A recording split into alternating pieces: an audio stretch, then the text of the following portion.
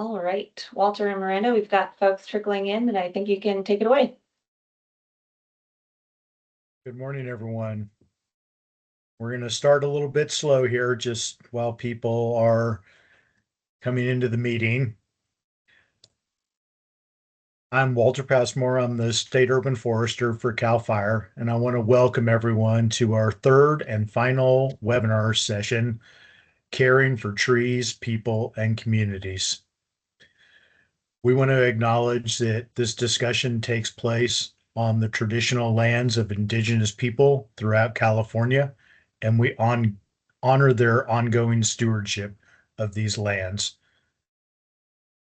I hope all of you who were able to attend the first two sessions took some notes, made some good connections, and really acquired some knowledge that you can apply in your own daily situation.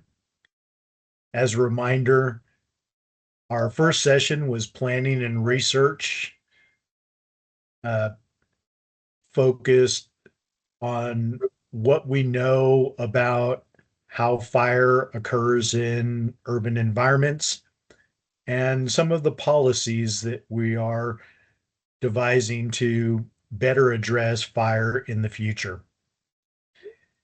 The second session,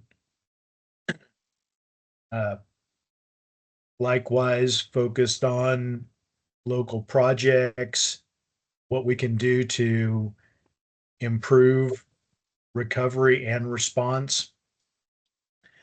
And today we're going to look at conservation, protection, and recovery and bring the series full circle. I do want to remind everyone that there are a number of partner organizations on this webinar. We are all here to help. We're all here to address the same issues and work together to prepare better for future events. We know that we can't control fire in California or completely prevent it from happening in the future, but we can better prepare for future fires. So hopefully all of you will take away some good lessons learned from today's webinar, and you will reach out to the people who are presenting to ask questions and to follow up where you need to. CAL FIRE provides free and unbiased expert advice to communities throughout the state, so we are here to help. I want to express appreciation to all of our partners, the USDA Forest Service, the LA Center for Urban Natural Resources and Sustainability, and Council for Watershed Health. And a special thanks to Rachel O'Leary and Miranda Hutton for putting together this webinar series, for moderating, inviting the speakers, and working on all of the technology snafus that inevitably occur with this type of presentation. With that said, I hope you all enjoy today's series, you take home something valuable, and you continue to reach out and connect on this subject. With that, I'm going to pass it to my colleague, Miranda Hutton. Thanks so much, Walter. And I just want to echo what Walter said. We have a deep appreciation for everyone that's been a part of this series. Thank you so much, presenters. Thank you so much, everyone behind the scenes, moderating, putting everything together so we can have a successful webinar series. And last but not least, thank you, listeners, right? For providing feedback, helping us figure out who the right mix of topics and things to bring together for this important series. At the U.S. Forest Service, I don't know if many of you know, we're kind of divided into three different branches. We have the National Forest Systems, which cover a huge portion of Southern California land, working on the ground. We have my shop, State, Private, and Tribal Forestry. I'm the Urban and Community Forestry Program Manager under that shop, and we work in private lands, help support state lands and community lands. And last but not least, we have our research arm that is working to provide innovative knowledge to support all of that. And I'm really excited that this webinar series sort of brings all those different pieces together. It's translating that wonderful science that is working across different groups in this landscape and putting it directly into the hands to help support recovery actions from species selection to soil rehabilitation and greening community initiatives. As Walter mentioned, this emphasis is about conservation and protection. But what's really important, I hope you all take away today, is that ecological insight and that community involvement and how that pairs, so how that can work so well together. Because without either one of those pieces, we can't help protect our existing trees, monitor soil and water quality, and restore these really important and diverse landscapes in our community. Again, thank you everyone for coming. I really appreciate everyone who's been a part of this series, and I'll hand it off to Eileen, who's the Executive Director for the Council of Watershed Health. Thank you, Miranda. It's good to have everyone here today. And on behalf of Council for Watershed Health, I'd offer our welcome as well. It has been a pleasure, and I'd like to express our gratitude. It's been a pleasure to work with CAL FIRE and USD Forest Service and all who have contributed to these webinars and of course today's. It's been a real learning experience for us, bringing in all the different perspectives as we always try to do with our webinars and our symposia. And in particularly, it's been really important for us to see everyone come together around the recovery of these fire impacted communities. And I, as a resident of Altadena, have especially appreciated all the different perspectives and the sharing of information along the lines of making sure that we're keeping in mind both the ecological and the human processes in this. This is a long-term effort, and it's going to be important that we all keep in mind the effort needed to heal relationships with land and the water and one another. The council's focus over these past several months and in most of our work, actually all of our work, has been connecting community voices with the scientific and policy expertise. That's done in the practice, that's done in our education, that's done in our technical assistance that we do. And in particularly supporting grassroots restoration and stewardship projects that strengthen the resilience of our watersheds and our communities, and particularly at the neighborhood scale. That's going to be really important as we move forward.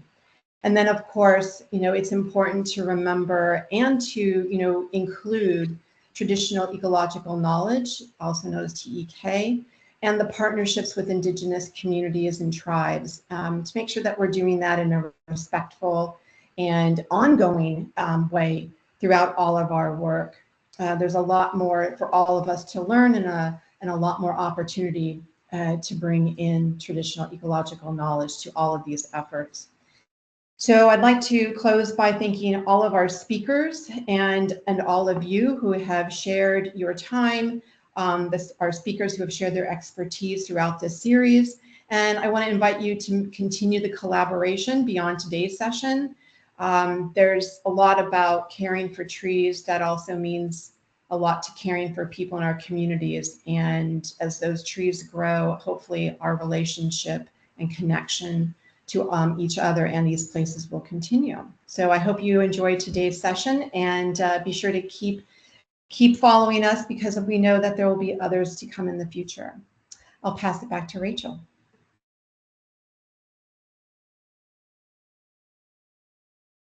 Thanks, everyone. Thanks, hosts, co-hosts. My name is Rachel O'Leary. I'm the Partnership and Equity Supervisor for CAL FIRE's Urban and Community Forestry Program.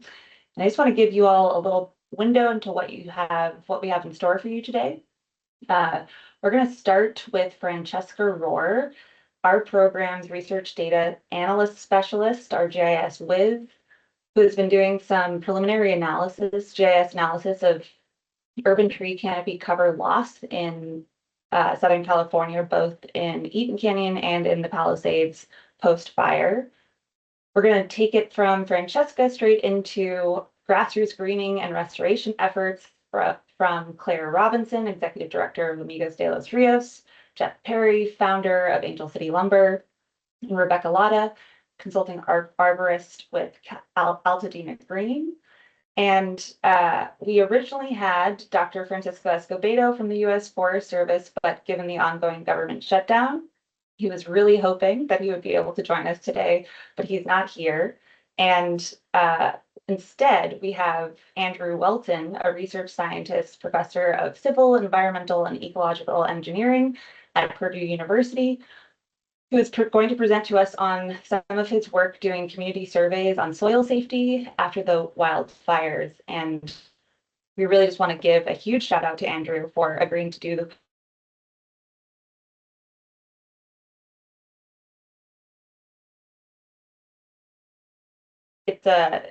it worked out so wonderfully. A lot of the folks who have attended these various webinars have expressed real interest and prioritize the need to talk about soil safety. And I think this worked out really magically. And so we want to give a big thank you to Andrew for being able to answer the call of a lot of the folks who have attended these webinars. We will have a moderated Q&A after each of the presentations, and then we'll wrap up with a closing survey, remarks, and a little preview of our in-person gathering. A few housekeeping and ground rules just to keep in your mind's eye as we continue throughout this morning. Kindness is key.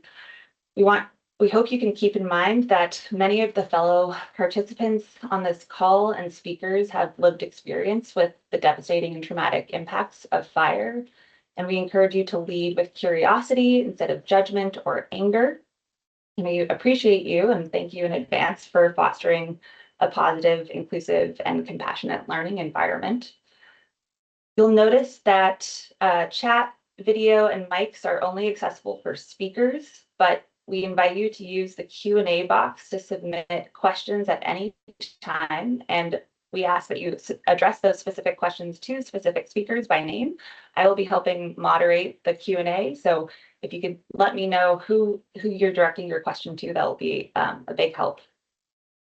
I will try to group similar questions and ask questions that I think will benefit all of our 113 attendees so far. And if we don't get to your question, we hope to have a chance to follow up with and answer your questions post-webinar. For folks who are interested in seeing our first two recordings or revisiting this recording, we will be posting these webinars, the recordings and slides, and all of the reference resources that our expert speakers share with you today on our central website that the Council for Watershed Health created, and we will share that link with you as well, the same link that you used to register for this event.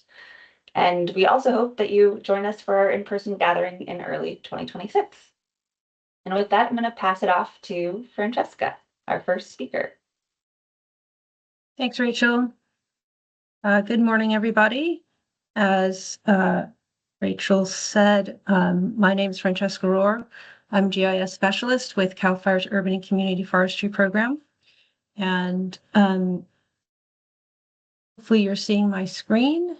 Yep. I'm going to. We see your screen. Thank you. And I'm going to talk about urban tree canopy loss, an assessment that I did for the Eaton and Palisades fires, with an idea of how this might be helpful for recovery planning. So in early spring of this year, we were asked if we had post-fire canopy data for the LA fires, and we didn't. We have pre-fire canopy data, but we had recently been in communication with our Intel program, and they were interested in expanding capabilities. And so after some weather delays, they were able to fly over the fire scars in May and collect some high resolution imagery. And I used that imagery for this canopy loss assessment.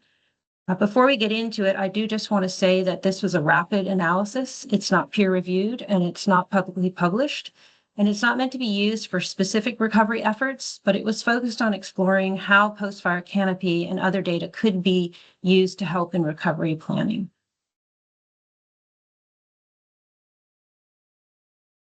So I'm going to go over the assessment objectives, what data sets were available to use, the post-fire canopy extraction method, the use of 2 study areas, and potential uses for this data or this assessment later. Before I go over the objectives, I just want to talk about this photo here. This is aerial imagery from right after the fire. Was not flown by our intel. I believe the County of LA may have acquired it, but you can see the massive devastation of homes lost. And you can also see still that there are some trees and vegetation that survived. So the objectives of this study was for it to be a rapid assessment to gain an understanding of the post-fire state of the urban forest. So we're looking at pre-fire canopy levels, post-fire canopy levels, and a calculated canopy loss as an aid in understanding the level of recovery effort needed. As every GIS project starts with an assessment of available data sets, and when gathering data for this project, I focused on these 6 groupings, which I will go over individually in more detail. That's fire perimeters, urban areas, pre-fire tree canopy. I looked at damage inspections of structures. The U.S. Army Corps of Engineers did a hazard tree assessment, and of course, there's a variety of imagery sources available to use. So if we look at urban areas within the fire perimeters, I used the fire perimeters provided by the National Interagency Fire Center. They're also published by CAL FIRE. I used urban areas from the 2020 census. And just to note that this assessment only focuses on canopy within these urban areas and not canopy outside of them. And so on this map, you can see that the areas that have a black hash mark are the urban areas within the red fire perimeter. In the top right, we have a table that sums up the statistics for both of the fires. So we have the Eaton fire at about 14,000 acres and the Palisades at just under 24,000 acres. They both had approximately 4,000 acres burned. And then we can see that for the Eaton fire, that was about 28% of the, I'm sorry, let's go back. We have about 4,000 acres of urban area within the fire. And so that would mean 28% of the Eaton fire was urban, and over 18% in the Palisades was urban. So the next data set that we're looking at is urban tree canopy before the fires. And so this data is from 2022 and is derived from NAPE imagery, which is 60 centimeter resolution. And the table at the top builds on the table in the previous map. So the first 4 columns are in the previous map. And then here on the right, we can see what the urban tree canopy pre-fire was in acres. It's about 1,100 or 1,200 acres in each fire. And then we get a pre-canopy percent number for both fires. So the Eaton fire was 28% urban tree canopy, and the Palisades, 27% of the urban area was canopied. So this gives us a really good starting place of where we were at before the fires occurred. The next data set that I used was the damage inspection data that is collected by CAL FIRE immediately after a fire, and it's grouped by the categories shown on the map on the right. For this assessment, I looked at structures that were considered destroyed or had suffered major damage. This is showing all of them within the fire, not just the urban areas. And Additionally, you can see here it is for the Palisades. If we go back quickly, I just want to say that for the Eaton fire, there were about 9,500 structures that were destroyed or majorly damaged, which is 52% of the total structures. And for the Palisades fire, we had almost 7,000 structures that were destroyed or suffered major damage, which is approximately 57% of the total structures within the fire perimeter. Another data set that I looked at was hazard trees that were assessed by the U.S. Army Corps of Engineers as hazardous and requiring removal. So we had almost 30,000 trees identified by them, and those are shown here on these maps as green dots. And additionally, they have been tracking the do not cut waivers that have been submitted by residents, and those are shown in orange dots. So this data provides an estimate of combined number of trees lost for both fires. And then the last data category, the mouse here, is imagery. And so this is remotely sensed imagery. There were 4 types of imagery used in this assessment. The first one that you're looking at here is ortho imagery from CAL FIRE's Intel, and we can see this is post-fire, and we can see the Eaton burn scar quite clearly here. We also used, I used digital elevation model data from the USGS as ground elevation data, a digital surface model from CAL FIRE's Intel. So that's surface data, the top of the canopy, the top of buildings, the top of shrubs. And using the digital surface model and the digital elevation model, we can get an idea of what is the height of that object above the ground. We also used I also used 4-band NAPE imagery from 2024. And the 4-band helps break down the imagery into the individual bands. And so I needed the red and near infrared for this study. So let's take a look at what the Palisades fire looks like in the post-fire ortho imagery. This one was a little bit more difficult to visualize. That's why it's a lot darker. And also note that there's a lot of haziness up here. Here, there's quite a bit of haze, which is probably just moisture in the air. And that may be one of the reasons why, as you'll see as we get into it, I had fairly low confidence in my ability to extract post-fire canopy for the Palisades. And before we move on from remotely sensed imagery, I just wanted to take a minute here to go over the imagery data timeline so we understand how this can be used. So in the summer of 2022, the USDA flies and collects NAPE imagery. That's the National Agricultural Imagery Program. And we, in December of last year, we acquired urban tree canopy data, which had been extracted from the 2022 NAPE imagery. In the summer of 2024, again, we have a new round of NAPE imagery, which is good for visualization. And then through CAL FIRE, we have access to 15 centimeter hexagon imagery, which is based on the NAPE imagery. So the NAPE is 60 centimeter, the hexagon is 15 centimeter. And so it's just a really clear picture of what's going on the ground. And then, of course, in January of this year, the Eaton and Palisades fires ignited.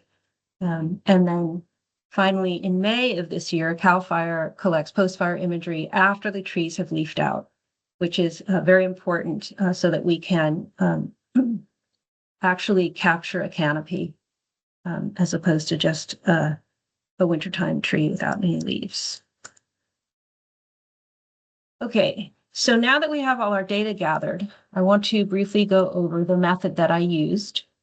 And just note, this is just one way to assess canopy change. So there are 5 major steps, and I'm going to go over those one by one. So the first one is to calculate canopy height. And this is what I was talking about, where we can take our digital surface model. So that's the top of the building, the top of the tree, the top of the shrub, or the ground if there's nothing there, it's just pavement.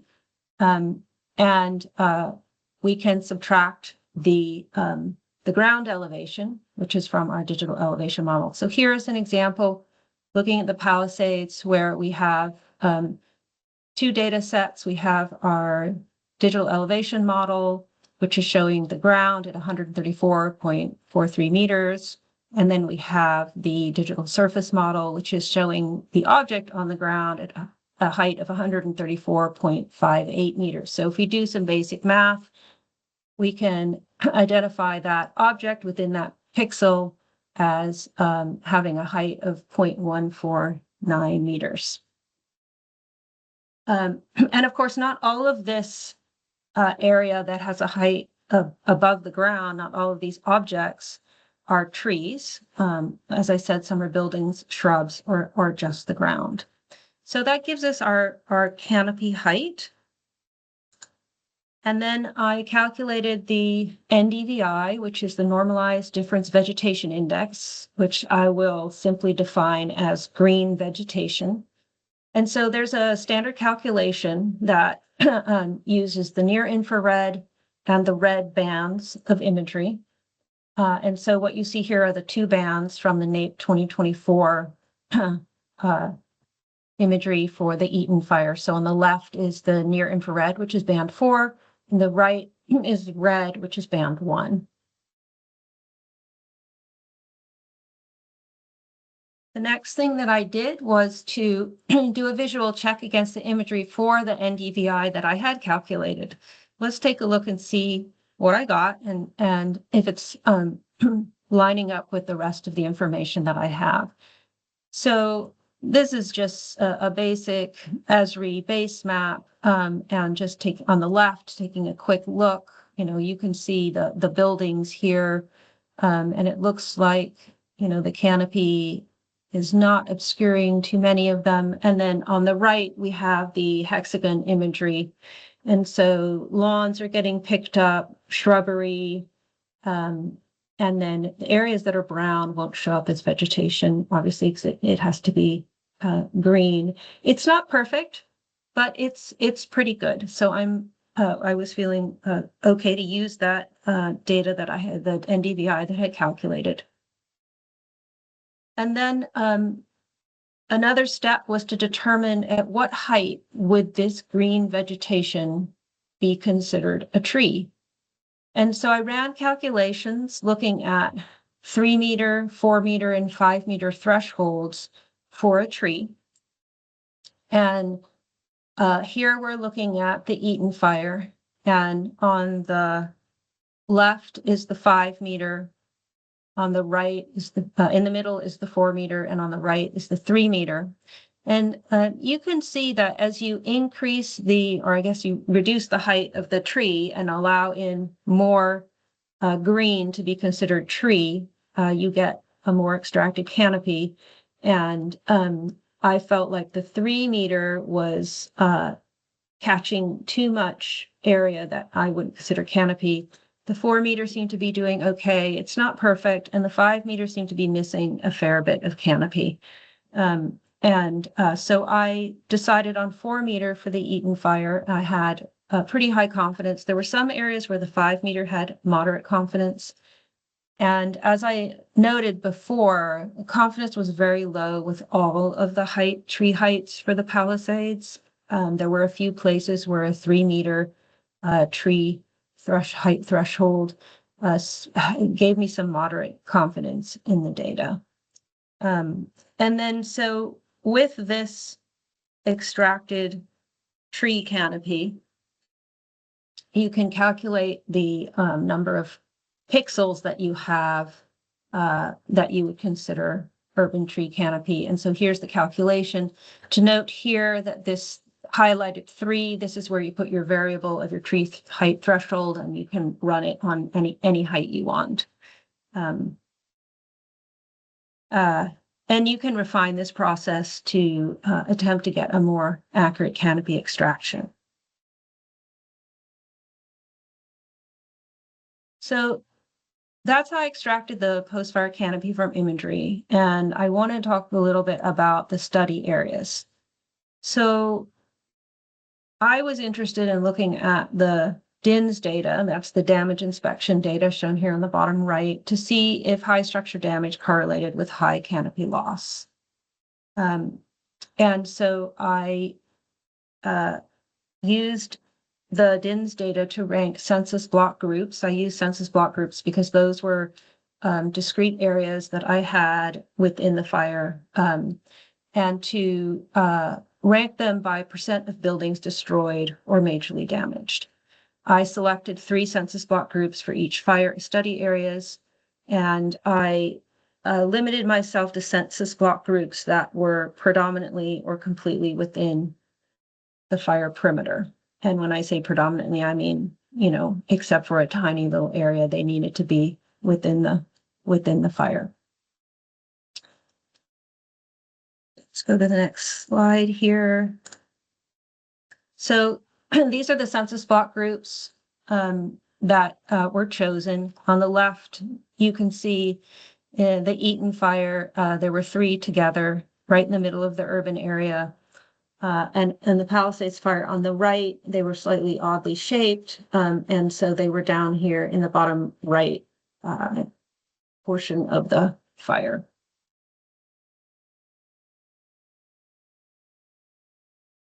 And then looking at the Eaton fire, the 2 of the census block groups that I chose had the highest percent structure damage. And the 3rd census block group that I chose included Santa Rosa Avenue of the Christmas Tree Lane fame, which is the one on the bottom right here, although I believe that the Christmas trees are mostly down here south of that.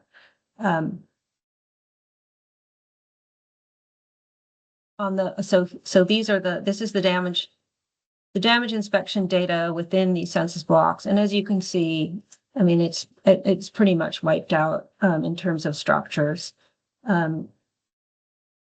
except for this one on the right, which fire didn't quite get everything. And if you look on the right, you can see the comparison of the post-fire canopy based on the tree height thresholds. So the top, this is at 4-meter threshold, and at the bottom is a 5-meter threshold. And you can see that there's quite a bit more canopy if we're counting trees that are 4 meters and higher than if we go with 5 meters.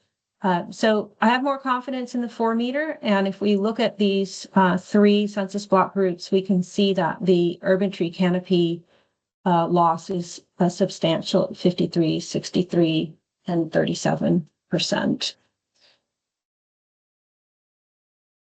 The next slide. And always looking at canopy is visually helps understand what's going on. So on the left, this is pre-fire canopy using the 2024 hexagon imagery with 2022 canopy data. And so we have a before fire urban tree canopy of 31%. And on the right, we're looking at CAL FIRE's May 2025 imagery, and we are at 14% urban tree canopy, which represents, for this one census block group here, a 53% loss. It's always good to check with imagery to see if the data that you're producing is making sense. So if we bring all the statistics together for the Eaton fire, on the far right column of this table, we can see that the overall canopy loss for the Eaton fire is 24%. And for the 2 census block groups with the highest structure damage is 53 and 63% loss. And then for the lower structure damage, it's 37% loss.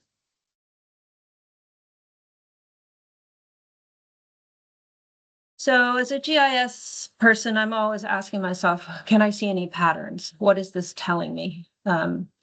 Is there a correlation between structure damage or canopy loss? that would take a big study to really look at that in depth. But just visually looking at it here, the black and white textures are the DINS data. So these black diamonds here, I don't know if you can see my mouse, hopefully you can. These are highest structure damage. And then the colors represent canopy loss by census block group. And so the red is the higher structure damage. And it's quite possible that using census block group isn't a good way to look for correlations. I haven't spent any time looking at, how the fire spread, which way the wind was blowing, all those sorts of things could make a difference. But so just always asking myself, is there anything immediately obvious there? So let's move on to the study areas in the Palisades. Same method as the Eaton fire. On the left, you can see the DINS data. I used 2 census block groups that had the highest percent structure damage, and the third had a moderate level of, I had a moderate level of confidence in the post-fire canopy. And so that was the one up here at 86.2%, I believe. And then if you go look on the right, you can see the canopy based on 3-meter tree height thresholds. And, we're just not showing much canopy in this census block, the 2625011. And so if we look at these statistics down here on the bottom, the losses are massive, but again, I have really low confidence that I was able to pick up, an accurate tree canopy. So continuing on with the Palisades, if we look at the before fire, pre-fire canopy, so same 2022 canopy data, and looking at hexagon imagery here from 2024, we had a 33% urban tree canopy for this census block group here. And then if we look at the post-fire canopy data at a 3-meter height threshold, we have 10% urban tree canopy, which represents a 72% loss in tree canopy. And again, statistics down here on the right, for the whole Palisades urban areas, looking at a 68% canopy loss. These 2 census block groups in red, I had very low confidence in. The one that I had more confidence in, this one up here at the top, had a 72% canopy loss. Okay. So what else could be discovered? So the post-fire canopy data extraction method and process could be improved on, especially for the Palisades. It was a rapid assessment, not an in-depth research study. There are other ways of calculating vegetation other than the NDVI that I used. You could look at those and see what you think of that. There are potential correlations or patterns between the wildland-urban interface, the WUI, which I didn't look at. You could go further looking at the structure damage and canopy loss and see if you can find relationships between those. Could be of use. And a closer look at the U.S. Army Corps of Engineer hazard trees in correlation to canopy loss might give you some more insights. And of course, there'll be other things that I haven't brought up here. So now that you've seen this study, what are potential uses of assessment information such as this? So it could be that you base future canopy goals on the state of the urban forest before the fires and the estimated number of trees lost. It could be a new starting place for equitable distribution of canopy throughout the entire community, not just the burn scar areas. Maybe you want to aim for equity. And And you could take a collaborative approach to incorporate tree planting with rebuilding plans using best practices for a more fire resilient canopy community where you don't make trees an afterthought, but they're planned in before rebuilding or as part of it. And there could be some other uses, of course, that I haven't mentioned here. So that was my study, and I'm gonna thank you all for patiently listening and hand it back to Rachel. Awesome. Thanks so much, Francesca. I think we wanted to start with your canopy assessment pre and post fire, just to kind of ground the next discussion. I don't see, let's see if I'm looking at the Q&A here. One from Drew. Francesca, fascinating work. Thank you. I'm wondering how your data might guide equity in reforestry efforts. From our efforts to assess and preserve trees, it seems smaller lots in historically Black neighborhoods have far less remaining trees and many times no remaining trees. Are there plans for CAL FIRE to share how your data might guide priorities for replanting efforts? I think I probably have to pass that one on to Walter to answer. Yeah. Not sure if Walter is on, but I do think, oh, there's Walter. Go ahead, Walter. I think you got to unmute yourself. There we go. All right, I don't know if I have a complete answer to the question right now, but we collected the data in order to inform those future planting decisions, and we're working with local organizations to use the data to inform that decision-making process. Obviously, there's a lot of tree planting that needs to be done, and I think I'm going to segue into the upcoming presentations by saying we're thinking about tree planting, but right now we're thinking more about protecting existing trees and trying to help retain what we have, because as Francesca highlighted, there was a lot of damage to trees during the fire. There's another comment from Drew. We saw many trees recovered by the Army Corps contractors as lots were cleared after May. Is there a plan for additional flights and analysis? And FYI, Near Map just released 6 centimeter imagery of Altadena flown in early October, if that's helpful. I would love to take a look at that 6 centimeter imagery. But again, I'll pass it off to Walter about what any future plans would be.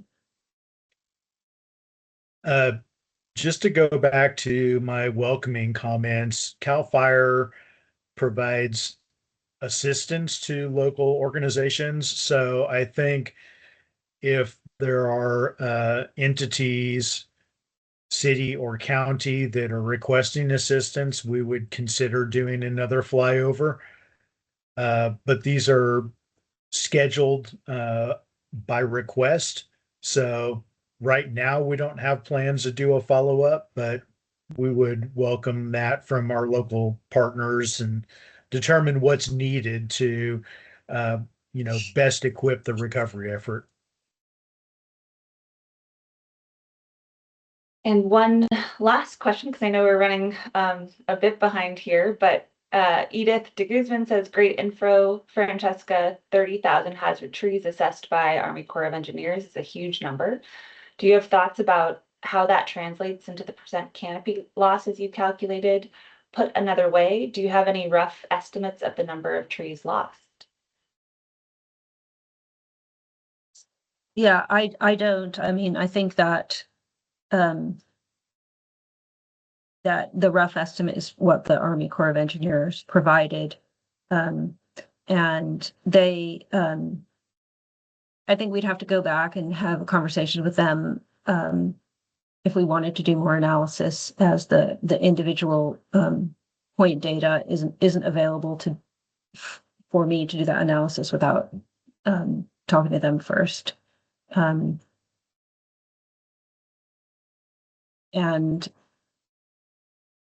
I think it might be helpful to split it into the two fires so you get an idea of how many trees in the Eaton fire, an estimate, rough estimate of how many trees in the Eaton fire were lost and how many trees in the Palisades rather than for both of them. But next fall, in theory, we will hopefully have some individual tree data that although we wouldn't want to use it for kind of tree by tree calculations, could help us get more ballpark figures about how many trees are in an area before canopy and then potentially post canopy as well, even though we that would be like a 2-year interval because it would be based on nape imagery as well. But going forwards, we're hoping that there's going to be some more data available. NASA is working with CAL FIRE on getting some wall-to-wall coverage for the state of California that would help make that data more readily available for us to use in analysis. So fingers crossed that will be coming out next fall. Thank you so much, Francesca, for your presentation and for grounding the next series of presenters in an understanding of just the extent of what we lost. So now we're going to pivot to Claire Robinson, Jeff Perry, and Rebecca. And I'm going to spotlight them here. Claire, are you able to share your screen?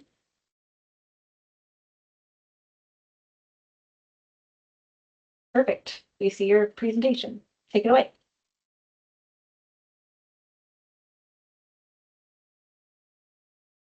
Claire, I think you're muted and camera is off.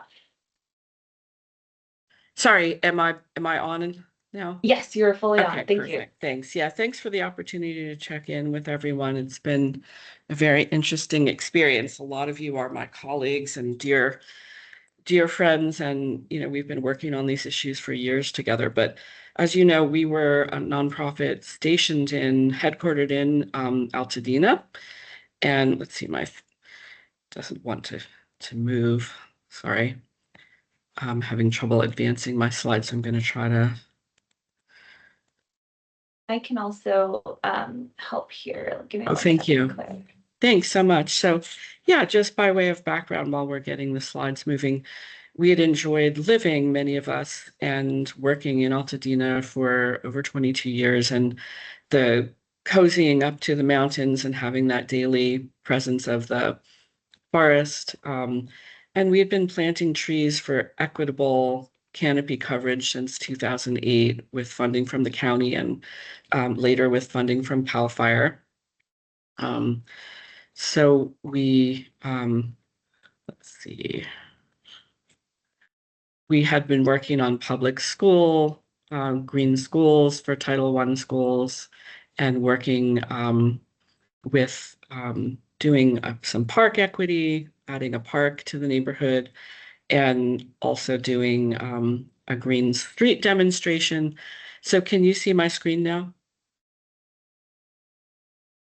I am pulling it up. We can see your screen, but I'm going to pull it up and you can fine. help me advance slides. Okay. Give me Okay, one so yeah. second. So I think I can advance now, sorry. So basically our nonprofit has a landscape scale conservation vision based on the Olmsted Bartholomew Plan from 1930 that was commissioned by the Chamber of Commerce. And we've had a lot of fun at our area. Yeah. I'm so Yeah. sorry to interrupt.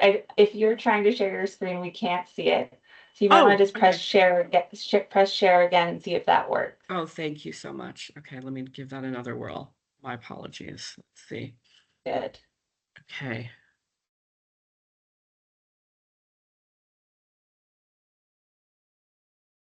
Okay, let's try it again.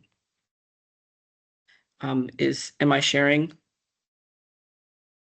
Yes. And let me do what I did last time. Give me one second. Okay, perfect. Yeah, so our nonprofit works at we think of the whole metro area and always where are we within that greater watershed. So our work has been inspired by the Olmsted Bartholomew Plan and also the Tongva, Gabrielino, and Quiche knowledge of the local ecology. And I'm sorry, am I sharing now? You are. Okay. So yeah, I don't know if I can advance the slides or. Yeah, it seems to be finicky. Let's see. Hold on.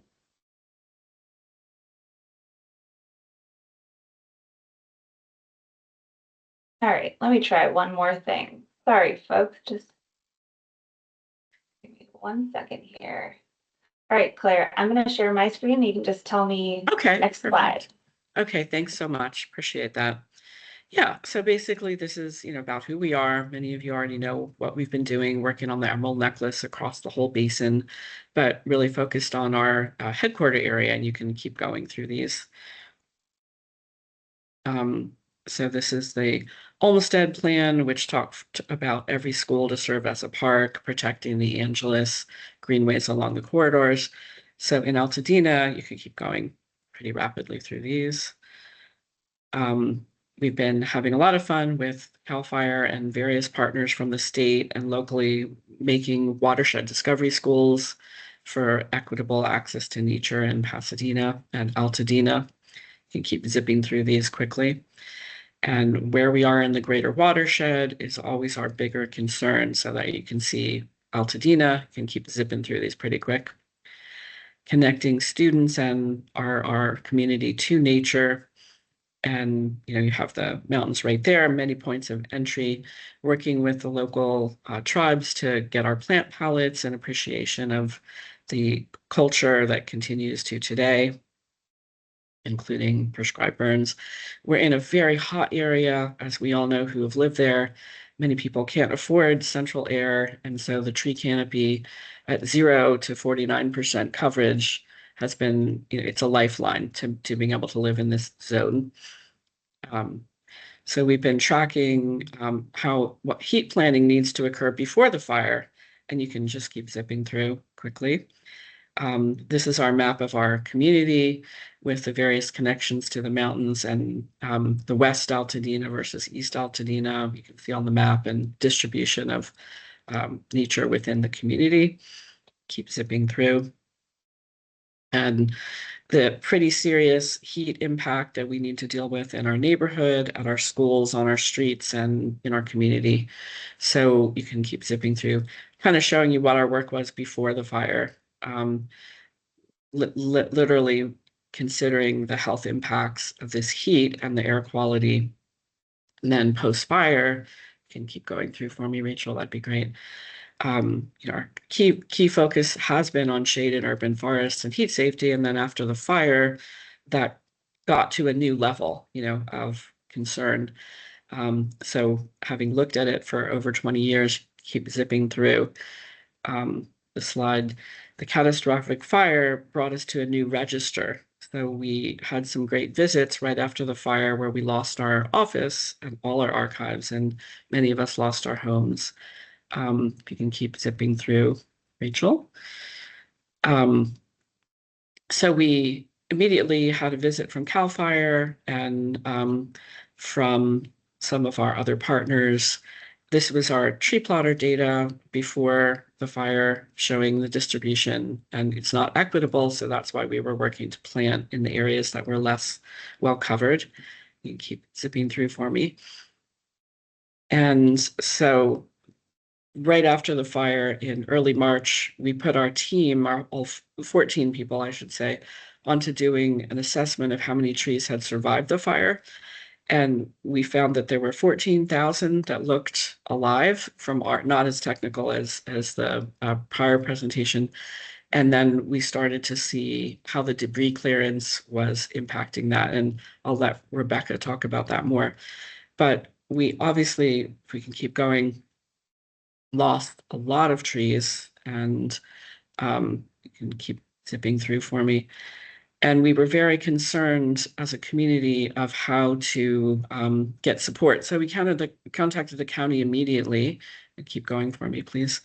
And this was a CAL FIRE map that we had done with prior funding, where we took the canopy data and we were doing pedestrian signage throughout the community showing what the canopy coverage was and the different commercial and retail and school and churches so that we'd have some pedestrian wayfinding. And so it's just a couple images showing before and after. You can zip through quickly. So pretty right away trying to figure out who was doing what. Francisco Escobedo called me right away and said he was doing some assessment and would share what he could. Cal Fire and Forestry, Henry and team came down to look at the damage to street trees that they had helped pay for, park and school trees that we planted, and also Cal Poly Pomona, Matt Ritter. Of course, Altadena Green emerged and did some amazing advocacy with protecting trees. And, you know, we were working on our tree plotter. So it can keep going for me. So I won't focus on this. I think this will be more Rebecca. So Rebecca will speak more about this too, but we had a problem with arborists really misidentifying hazardous trees and removing way too many. And their work in calling the Army Corps on that was very, very important to try to stop that madness, and can keep going through this, or this will be Becca. So I think, you know, we realized that our community ranges a full gamut socioeconomically, and some of these folks were already clients of Rebecca, Lata arborist, and some of them, you know, had never seen an arborist. So when we did our assessment, we realized that we needed to get on the ground and start getting water to these trees. Keep going. So again, these are just some of the canopy that existed. And then can you keep going for me, please? So we needed an action plan to save the street trees, the park trees, the residential trees. So we contacted the county, trying to find funding support. There were a lot of trucks around doing debris clearance. And so we coveted some of those 2,000-gallon trucks or 500-gallon trucks. But there was a committee that was formed. We never knew who was on it or when they met or what their agenda was.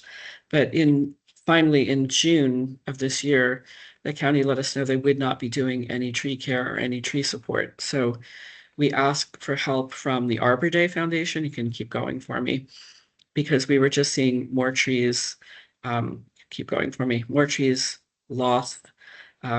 This was our working on a Green Street demonstration project before the fire for a major east-west arterial. And then how that ties into the county's Safe Clean Water program. So we were doing a lot of different natural infrastructure projects. You can keep going within the community before the fire, and keep going for me, just showing some of the pre and post. So we really wanted to make sure that natural infrastructure is integrated into our rebuild. And obviously, a lot of what we're doing with stormwater, air quality, soil, biodiversity protection, heat island, requires that elected officials have a pretty high level of appreciation for what the trees and nature within their communities are doing. And we have not found that we have done a good enough job as a community expressing that. If you can keep going for me, that'd be great. So yeah, losing the neighborhood owl and the neighborhood biodiversity is pretty devastating. You can see the loss to community members, but also the loss to us. If you can keep going, please. So we had been asking for a new materials science for addressing the heat before and climate issues before the fire, and now we need it even more. If you can keep going for me, Rachel. So I think a lot of my slides didn't come up. I'm not sure what happened with that, but I did want to say that the first thing we did in June was trying to get some trucks out there. And can I try to share for a quick sec? Is that okay, Rachel? Yeah, go for it. Okay. so that we were able to get no support locally, but we were able to. Can you see my screen? Yes, we can. Oh, perfect.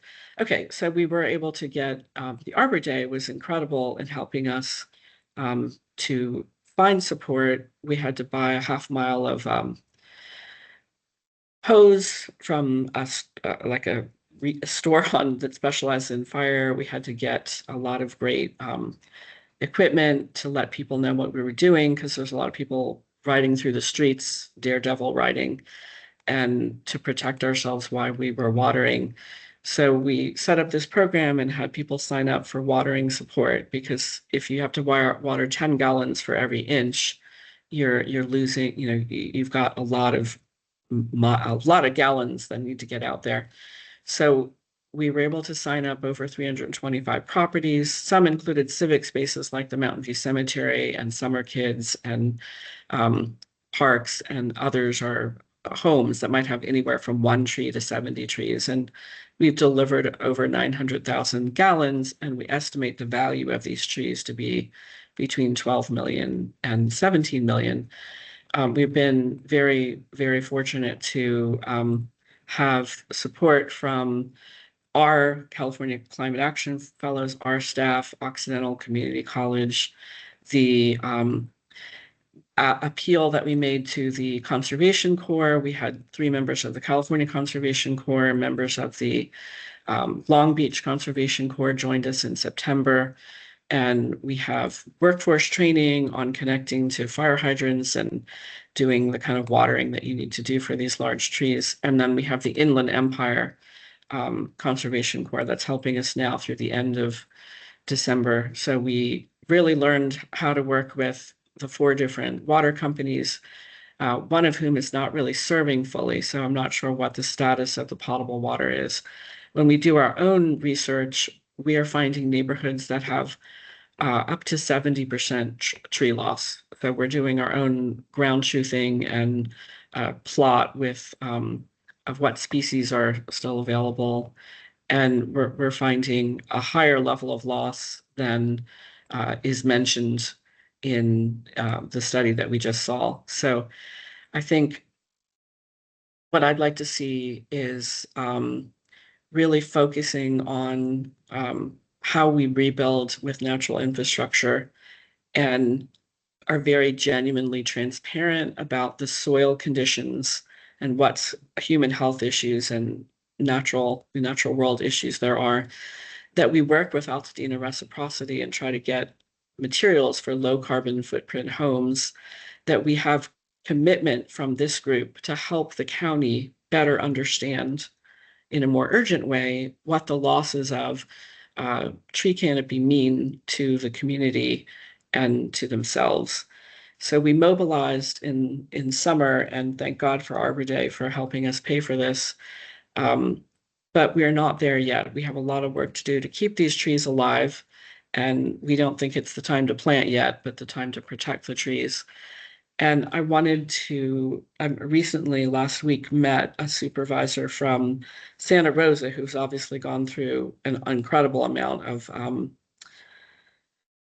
impact from the fire. And he gave a talk to the California Landscape Stewardship Network. And he said, we see these challenges of the fire as an opportunity to rise above disasters and divisiveness and manifest a more just, healthy, and prosperous future.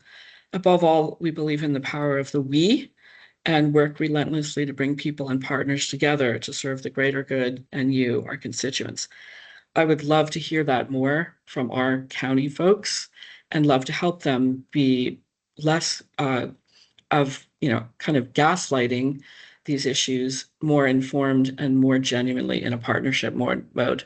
So this is just a map of the trees that we've been watering, and it's a lot of work. So we were contacted in September by a philanthropic funded outside group who said they'd like to help us get organized. And I thought that was a very good disaster capitalism sort of moment, where people don't realize we've been here and been living through this and been organized. And we have 20 people a day, 24 trucks out now And we've been providing this service that probably should have been provided by public sector, but we're delighted to step in and implement.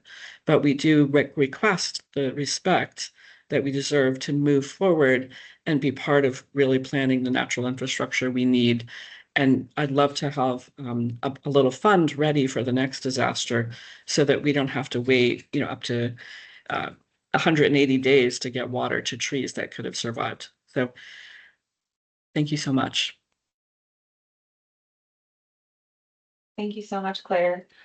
I know as someone who was directly impacted by these fires, your perspective has been really impactful for all of us to hear, and want to just say thank you for taking the time, despite everything you're experiencing, to share your message with this audience. I think Jeff is up next. Jeff, are you able to share your screen and turn on your camera and mic? There we go. Gotcha. Yes. Go ahead and share.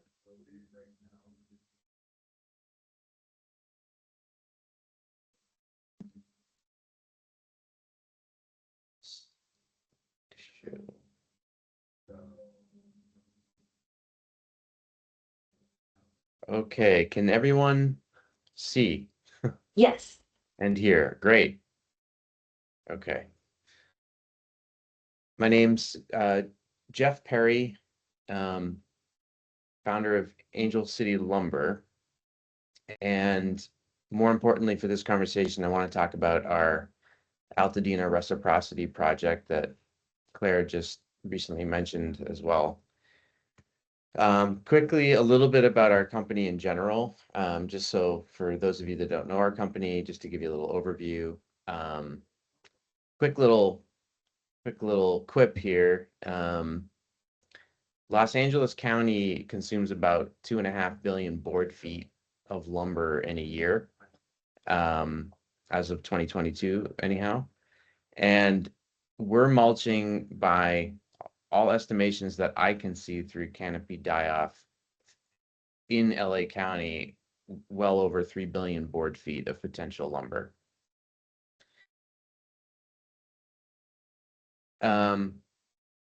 What we do generally is we're a sawmill in Boyle Heights, that we essentially accept Los Angeles County trees that have fallen, could be due to disease or development or what have you, and in this case fire, and we make lumber from these trees, and we sell this lumber back to LA County only end users. So LA County trees for LA County people.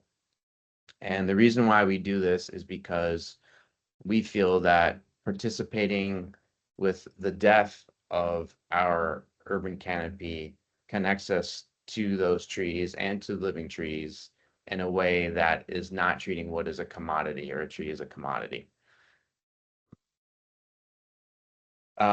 Since 2015, when we incorporated, we've milled approximately 460,000 board feet of lumber for the LA community.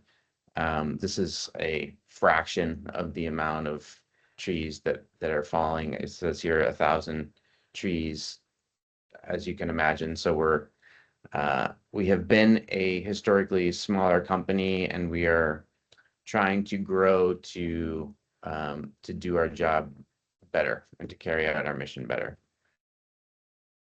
I won't go into all of this, but essentially our purpose is to love and honor trees in all of their forms, aligning us with nature. Again, I just want to call, I wouldn't be doing my job if I didn't call attention to the fact that we're trying to honor trees and become more connected with them in their dying process.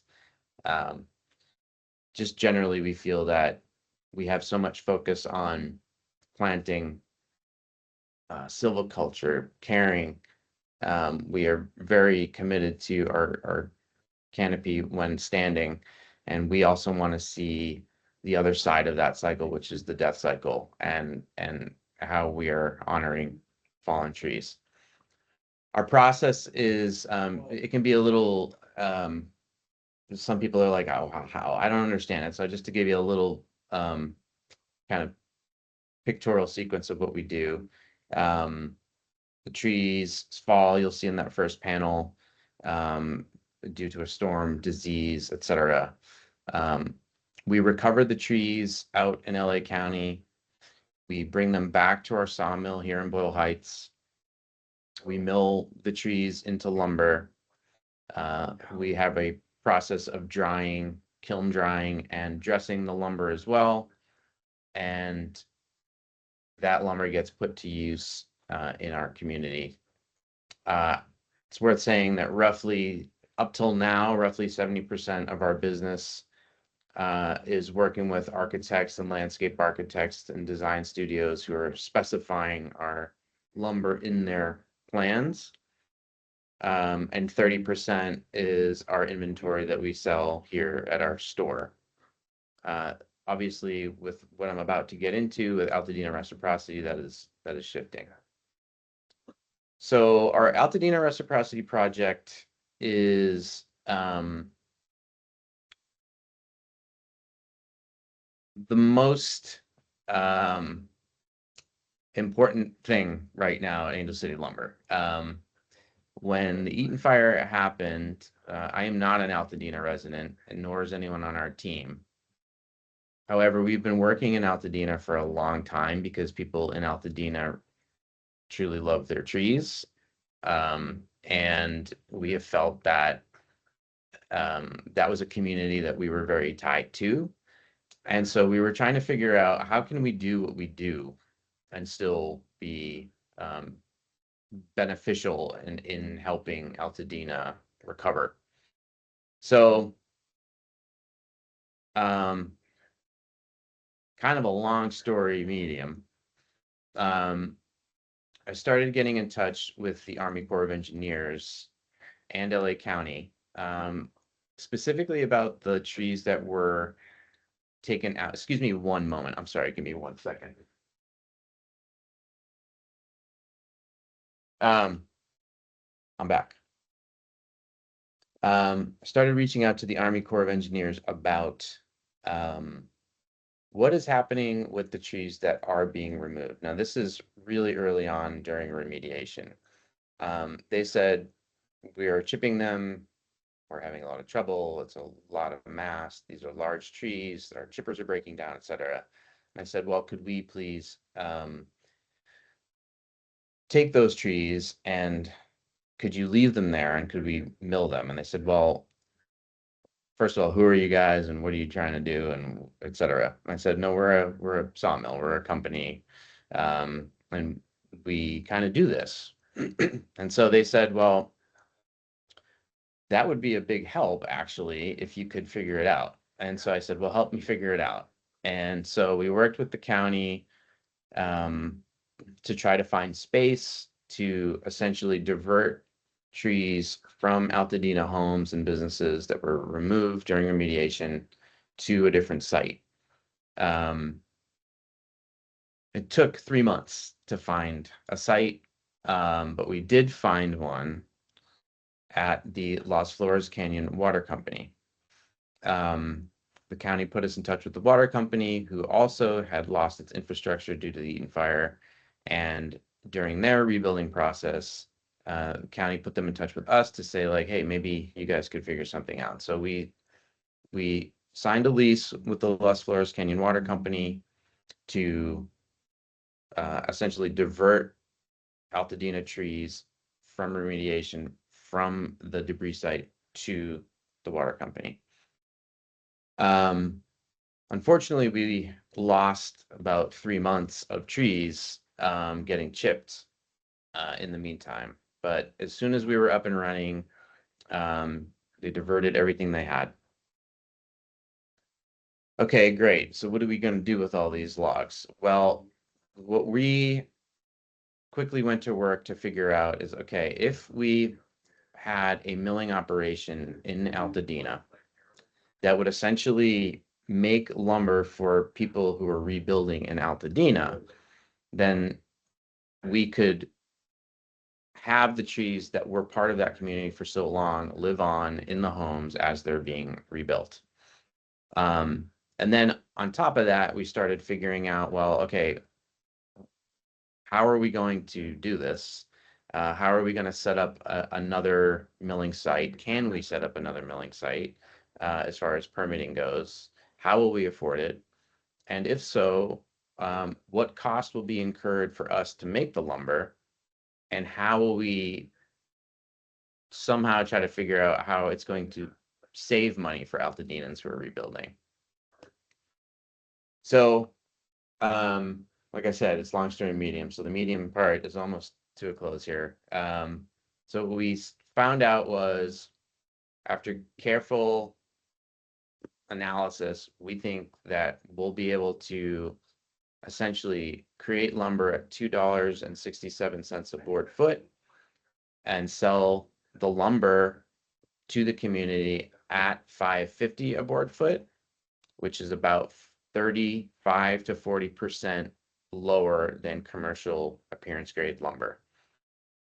And obviously, I hope I'm stating the obvious here. The most important part is the emotional and spiritual connection that would live on in rebuilds for Altadenans who are building with these trees.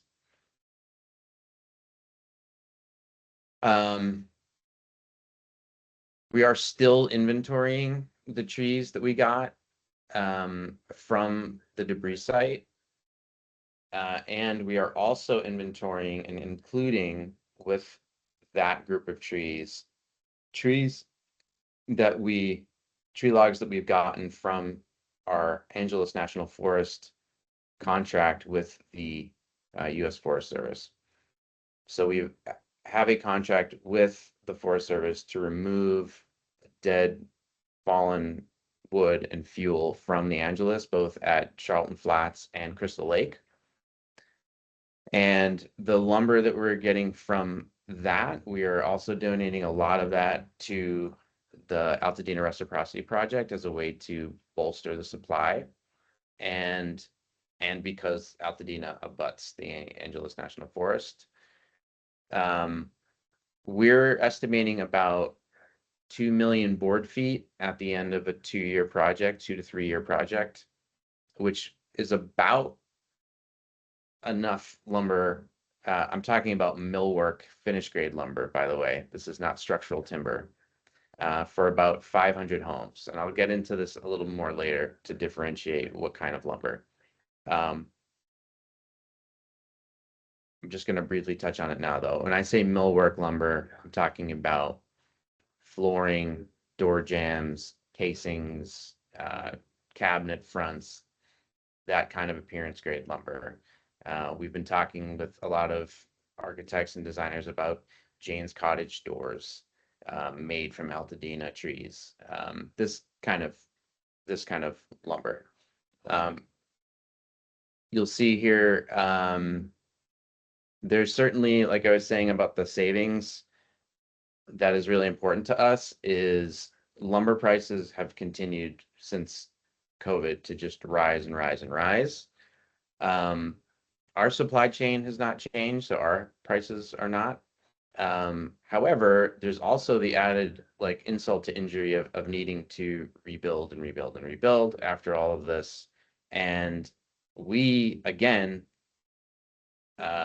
in doing an analysis on what commercially is available for appearance grade lumber, you're usually somewhere between $7.70 and $11 a board foot.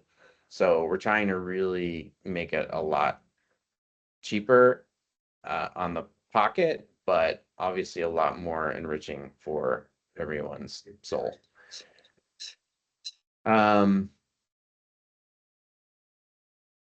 The urgency here, I know Claire briefly touched a little on this, and I know Rebecca will be as well, but for trees that are being removed, that have not recovered, it still seems like there are trees out in Altadena, public trees that are being removed, and it's been kind of a a bear trying to communicate with people to get the logs to our Lake Avenue site. Operational details, just to kind of show a little bit about what what it would look like. I'm going to get into the space. Sorry. Yeah. Oh, not sure. Didn't translate. This picture here is like one small section of the logs at the Las Flores Canyon Water Company site. We would have a small portion of that 2.5 acres at Las Flores Canyon designated for 2 sawmills, one of which that will have a portable production line attached to it that would essentially speed up the process to be able to make more lumber from those trees quicker, to have them ready for Altadedans as they are ready for appearance grade lumber. And the timing seems to be working out pretty good so far, whereas people are just now either getting permits or just now about to pour foundations or just now starting to frame structural. So it's going to take us, we're shooting for January 1st to be up and running. So it'll take 2 to 3 months to get that first batch of lumber, and then we'll keep providing until we're fresh out. We are essentially applying for an ordinance right now. We've already applied for an ordinance with the county. We're waiting to hear back from that for the zoning, because this is a residential zoned area. And this, 2-year project would certainly be, a milling operation. There's a little bit of equipment here about how we would want to make sure that we're cooperating with the community. This is obviously, we would just need to listen to the community. But we're saying that essentially here that these hours, 7 to 4, being really careful about decibel levels, being really careful about when trucks are coming in and out, etc. Okay, a little bit more about what we're doing, just the specifics. Appearance grade lumber is essentially, we're going to be milling all of these logs into 2 dimensions to keep things simple and efficient.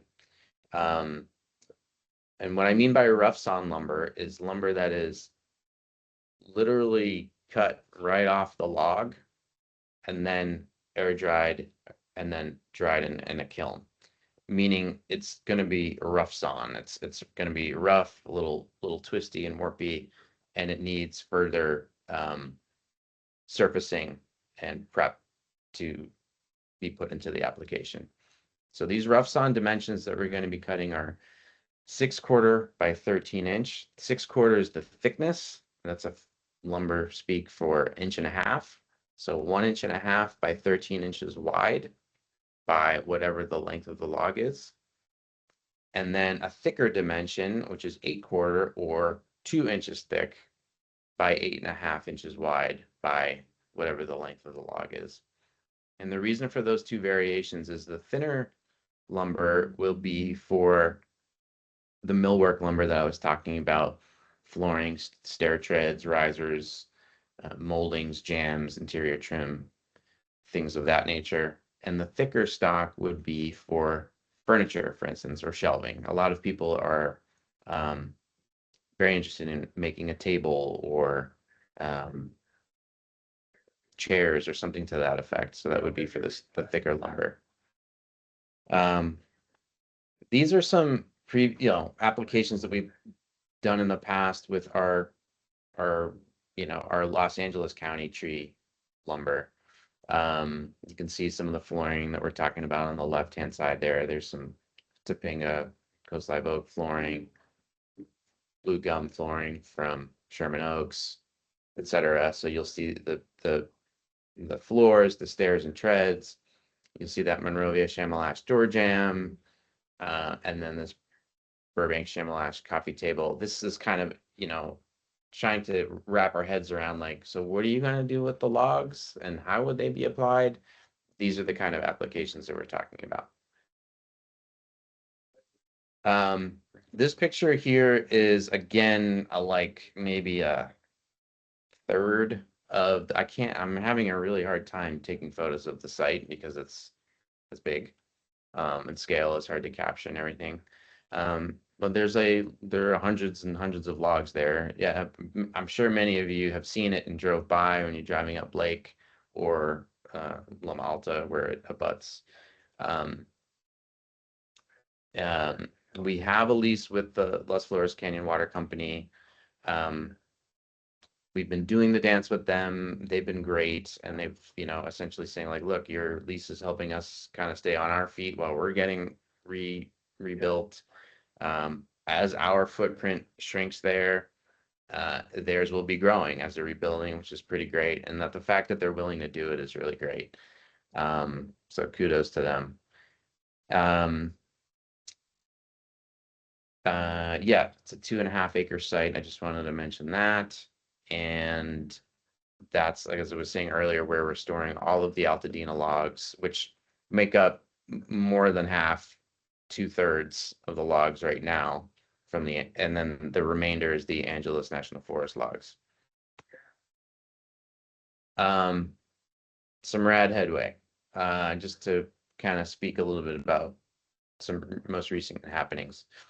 Partial infrastructure is going in place, and we're going to have 2 bandsaw mills. They're portable bandsaw mills will be delivered to the Las Flores Canyon site first week of December. That's we're investing in that to have those mills there to get started. This whole process, we've been making and deepening partnerships. Claire and Amigos de los Rios has been, Claire, I've known Claire for as long as ACL's been around, and I'm just very grateful to her mentorship, support generally, business, showing me what Amigos de los Rios is doing and helping us get integrated in that. And this is another way in which we're deepening that, and I'm really appreciative of that. Metabolic Studio has been really interested in helping us with the offcut lumber and biochar. I'll get into that in a bit. Habitat for Humanity has been really excited about utilizing our lumber in a lot of their builds that they're doing in Altadena. Outward Bound Adventures and Los Angeles Conservation Corps have been really excited about enlisting job training and workforce development for all of our positions that we'll be holding at this Altadena sawmill site. Possibility of Altadena biochar for Altadena residents. So CAL FIRE is amazingly donating a currently inoperable or not being used biochar machine in San Diego County that they need to matriculate elsewhere, and they're going to donate it to us in the hopes that we can get this biochar machine up and running. And the hopes for me is that because biochar is a soil remediation and healing application, that the offcuts made from the logs in Altadena while making lumber would get made into biochar for free soil amendment for Altadena residents only. So I'm really excited about that. Angel City Reciprocity is a 501c3 that Angel City Lumber is an LLC. We are a for-profit business. And we have been trying to think about other ways in which we're looking at the urban canopy at large, as opposed to just doing what we do with lumber here in Boyle Heights. And so Angel City Reciprocity is now coming to fruition as a way to essentially think about regenerative canopy and how we're thinking. And again, like I was saying with the death cycle, but I'll talk a little bit more about that later. And then official requests for lumber. So we've had, this is anecdotal, but I mean, daily homeowners who are rebuilding in Altadena, their contractors, their makers, their architects are really excited about utilizing this lumber. And I'm really excited that it's something that we're going to be doing. Okay, what do we, I don't know what's going on with this mirror effect, but I guess maybe you're seeing that too, but critical needs and next steps. Yeah, the main thing is the money. There's $1 million in remaining infrastructure that we'll need in both infrastructure and personnel for the next 2-3 years. We applied for the CAL FIRE Business Development Grant and did not receive it. So we are relying now on local philanthropy. Apparently, we're trying to get in touch with the Pasadena Community Foundation, and there have been a lot of community members in both Altadena and Pasadena who have reached out to say, you know, we would like to help. So we're trying to finalize all that stuff. Ordinance finalization, our ordinance with the LA County Planning Office is still in process. So I'm everything seems to be going fine, but I need finalization of that. And then the fallen trees that I had mentioned, I'm hoping that we can shore up better communication with tree services to make sure that if there are trees coming out, that they are not getting chipped or sold. And that about wraps it up. And by the way, that is that's Blake Jopling and Ruth Siegel, who just have been incredible, donating time and just helping with this whole thing. I just want to give them a shout out as well. Thanks so much, Jeff. Really appreciate your presentation and all the work you're doing to breathe new life into this community and honor our trees and our people. I just want to take a quick moment. We are running a little bit over time, so just a heads up to folks who are on our call that will probably, if possible, stick around a little bit longer, and we hope you can stay with us. So now we're going to turn it over to Rebecca Latta. I'm going to share my screen, Rebecca. Okay. Oh, good. You've got it up. Thanks. I'm just going to say next when I want you to forward the screen. Perfect. Sounds great. Okay, perfect. So 5 of us got together right after the Altadena fire and realized that we had an issue. Next slide. We got warning from local arborists and from other fires about how people were going to monetize and log our trees if we didn't get on it. So we got on it. And so we got a couple of landscape professionals, including landscape architects, landscape designers, and arborists. We intervened directly with both colonels, with the Army Corps of Engineers, to save trees. And as Claire mentioned, we had a huge issue because of 2 things. Number one, apparently the State Office of Emergency Services had dictated how the contracts were going to go, and I don't completely understand this, but they put the inspection contract under the same prime contractor as the removal contract, which is totally fox guarding the henhouse. In future disasters, we absolutely need to separate that component, because the bottom line is the prime made money every time they took a tree down. So there was no incentive to save trees.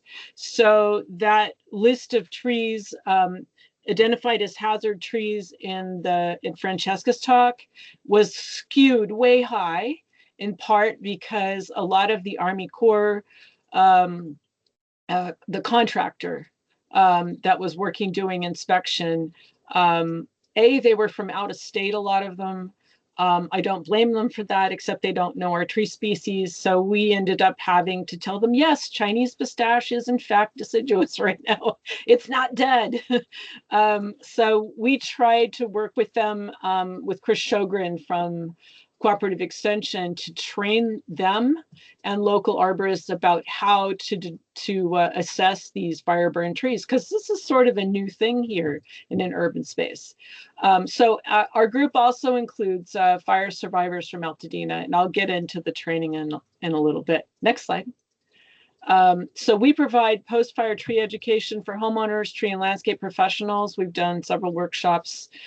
We collaborate with people like Amigos de los Rios. They are a tremendous collaborator with us, and actually both got Arbor Day Foundation grants, and we're working together, and we're both using Tree Plotter. They were going before the fires, so they had some momentum, which was really helpful for us. And I really value our relationships with Claire in Amigos, and also with Altadena Wild, who formed originally to fight the Polytechnic sports field, and now they're taking that money and using it for good in the community, and also some other partners local. We are absolutely advocates for tree care. That's what it looked like. Those are very large, big cats, and they banged and came in and did clearing. To their credit, they did an amazing amount of work in a very short period of time. And a lot of the operators we dealt with were actually quite conscientious. There were a few bad actors, but for the most part, they did an amazing job, and we are extremely grateful. They cleared like 90 or 95% of the lots. Next slide. That's how people felt about it. They were angry that their live trees were being tagged for removal. Nobody understood what the markings meant. They first came around and literally got crazy with the white spray paint, hit everything with white spray paint, whether it was dangerous or not. And then after that came back and had a whole marking system in place. And so we actually went around and cross-checked their markings, and in many cases found that they had marked trees that potentially would recover, and worked with the homeowners on that. I did 70 site surveys on various properties, and also we got information to people to save trees. We don't know how many trees we were able to save except on the properties we physically surveyed. Next slide. I wanted to talk briefly about this. These two trees are actually county street trees, which we didn't know when we started. They had flagged both of these trees for removal. You see the blue dot of death there on the tree on the left screen. That's one of the ways they marked it. The tree on the screen on the right is showing those trees a week ago. But if you look close, they've been severely damaged by the demo contractors. So this is our next challenge. These trees were not protected in any way with fencing. No tree protection measures occurred, and the contractor did serious damage to the root system, ripped up all of the roots that were out in that yard. Next slide. And that's what it looked like on the ground. Big roots were ripped. There was no tree protection. So this is our big challenge, because mature trees other than oaks are not protected in LA County. The county appeased us and had a meeting on October 31st on very short notice. During the middle of the day, very few of us could attend. We think they need to do another one, and they need to actually have some proposed measures or work with us to put some proposed measures in place. We really felt like it was a very half-hearted effort. We think they failed. We'd like them to try again. And we really feel like the county has not stepped up in many ways to help protect trees in Altadena, both county street trees and private trees. And we'd like to see more cooperation from them in the future. Claire had also mentioned the same thing. So this is just an example of what it looked like before and after. the lots get cleared off and they really are quite barren and there's nothing left. And that happened on the west side of town in that area where Claire said there was 70% tree loss. There's just nothing. It's just open lots now. Next slide. So I talked about the post-fire tree surveys. We tried to use survey 1, 2, 3, and we were never able to get a license. So we also used a tree count software from, I think it's Texas A&M, and now we're using Tree Plotter.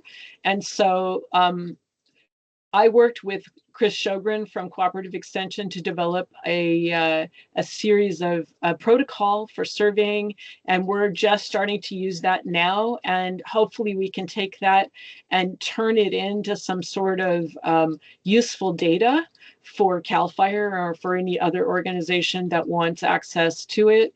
We're going to do 45 surveys before December, January, February, depending on how things go. And we may be able to go back and add some of that data for the trees we already did in the first phase of surveys. Most of those first 70 to 80 post-fire tree surveys were either highly discounted or free. The ones we're doing now are with a grant from Arbor Day Foundation, who generously gave both us and Amigos money. Next slide. So this is basically what we're collecting. A lot of information about, was there a structure that burned underneath? We are checking for beetle because we're starting to see beetle damage on wood, but it seems to be isolated, but we're tracking it. And then a damage assessment of whether the crown was completely scorched, or if all of the leaves were consumed, and what the bark burn severity was. And we actually worked really hard to come up with a rubric for that. If any of you are interested, just get in touch with me and I'll send it to you. And then any obvious defects in structure. And then we're also noting whether there's any crown sprouting, because there's a lot of native species in Altadena that come back from crown sprouts. And we're trying to encourage local residents to keep those crown sprouts and let those trees grow if they're in an appropriate location. Next. Here's a short list of some of our collaborators. We're definitely trying to get involved in the workforce training element of this because we have a lot of subject matter experts on our board. And these people, particularly the town council, seems to be the main point of contact for the county. So the county won't talk to us directly. They'll only talk to the town council. And so we're trying to strengthen that conduit for information. So for instance, if there's a list of trees from the county that needs to be removed, county street trees, they are supposed to pass us that list. And honestly, that list should also go to Jeff Perry at Angel City Lumber. So he has a heads up to check some of those trees to see if they're appropriate for milling. Next slide. I actually created a pre-fire list of trees that were based on my 25 years of experience doing tree surveys in Altadena. So this is a pre-fire species list for the city of Altadena. What I know for sure was there. So there's the QR code if any of you are interested to see what I found. We may actually try to do a new list of trees that we think are left, because I think some of them are gone. But anyway, there it is for you if you're interested. Take a look. Next slide. Here's a list of native trees showing some recovery, including common resprouts. Palm trees did amazingly well. Canyon oak, the bark's a little thinner, so some of those took a bigger hit. And Engelmann, thinner bark, but coast live oak definitely did all right. Coastal redwood came back from a stick. They were very, very resilient. Next slide. So that's one of the ways we were checking to see if trees were alive, is looking for moisture and live cambium. We had a training where we showed people the difference between dead cambium and live cambium. And then we also told people to look for sprouts. So these photographs here were taken in March, very early. And we were starting to see these little tiny sprouts coming off of trees that were completely consumed. Next.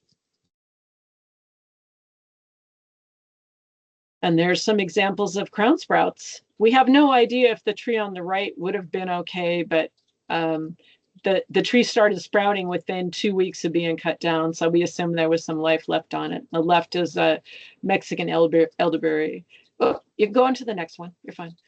This is an example of the kind of things we were seeing when there were no structures underneath the trees, where just the underneath of the canopy burned. And we actually think in this situation, these oaks protected the deodora behind them. But apparently the Torrey pine that's at the top of the screen burned, and maybe the fire was behind as well. Those trees are recovering. That's on Mariposa. There's sprouts of sycamore coming back, and the tree is gone, but the tree will resprout. Next slide. There's coastal redwood. That was in February. Next slide. And there they are now. That was 2 weeks ago. Next slide. Non-native species. This was just a recent, we noticed magnolias actually coming back in olive. Deodar cedar, if there was more than 50% of the canopy burned, they're definitely not coming back as well as we would hope. And they're not restoring any foliage in the lower canopy. They're only restoring where they had live wood at the top. Camphor and bottle tree, the brachychiton actually coming back. Next. So we did a bunch of workshops. This is a short list. I won't bore you with the details, but a lot of training workshops for Outward Bound and for local arborists. And then we did a program last weekend at Odyssey School, which is on West Altadena Drive, and we gave away trees and did planting demos. We gave away 150 trees plus or minus. I agree with Claire, it's still a little early for planting, but for people who still have standing structures and just lost landscaping, or they have water, those are the people we're targeting with these, not people that have lost everything. We don't think people that have lost everything should plant new trees until they've rebuilt their houses. Next. There's the arborist that joined us for the training in March. That picture's taken at the Altadena Library on Mariposa. Next. And that was the training in August with Outward Bound. Next. And that was the Regreen event last weekend. That's a toyon we're planting there with a technique we call mudding in, which is plant with lots of water.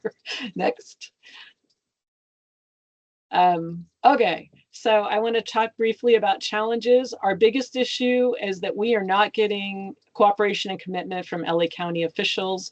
They basically did watering for county street trees once and said, we're done.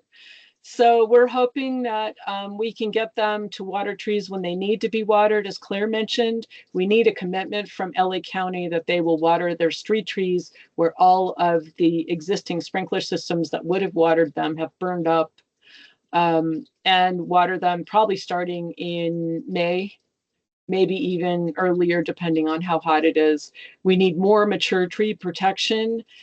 It is the Wild West up there. There are live and damaged trees coming down at a very high rate because there's such a push for density and adding ADUs. It doesn't make sense to make the community more dense because it is likely to burn again. If you look at the records, parts of Altadena did burn way back in the early 1900s. And for sure, Eaton Canyon is a fire corridor. It's burned 2 nature centers. So hopefully they don't put the nature center back down in the bottom of the canyon again. And then we have concerns about Farnsworth Park, which is near Lake, which is very close to where that log staging area is. Might be nice to see if there's an opportunity to use some of those logs to rebuild their community center. Anyway, 150 trees there. The park has been left. They're not caring for it that we can see. Unless they can prove differently, it appears that they're not being watered. And it's 150 very significant mature trees. So to Claire's point as well, NGOs just don't have the structure and the resources to deal with these issues. And so what's happening is, because the county didn't step up, the NGOs had to step up, but we don't have the structure or the money to deal with a lot of these problems.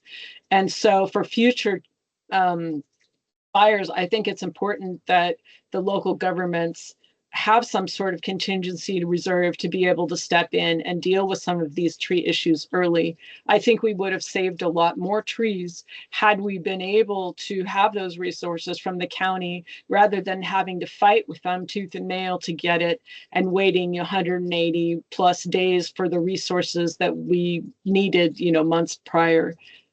Next slide.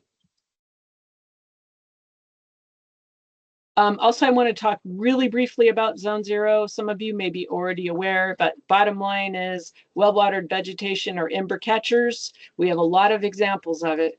House hardening is important, and removing of ember catching plants may actually cause embers to pile up. I can tell you I personally saw rivers of embers evacuating my parents on the 7th.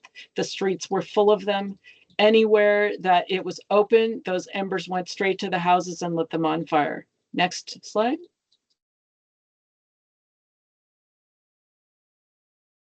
This is an example of a house that was protected by coast live oak. The trees acted as a fire break and an ember catcher, and that's the homeowner on that left slide there hugging the trees that saved his house.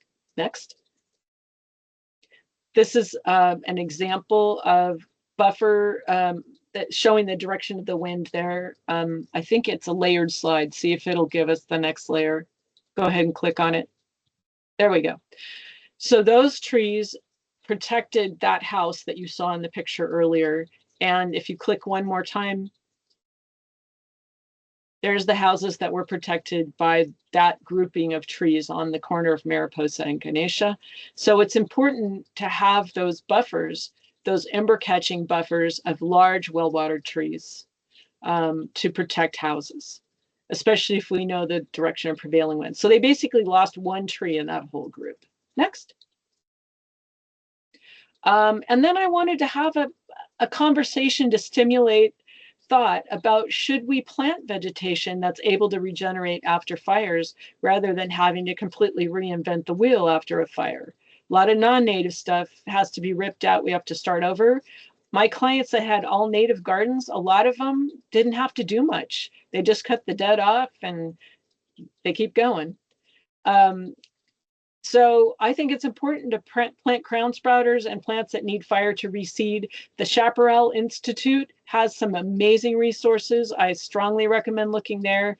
And John Keeley from UCLA Environmental Education, and also who worked for USGS, has some tremendous articles about vegetation resprouting after fire.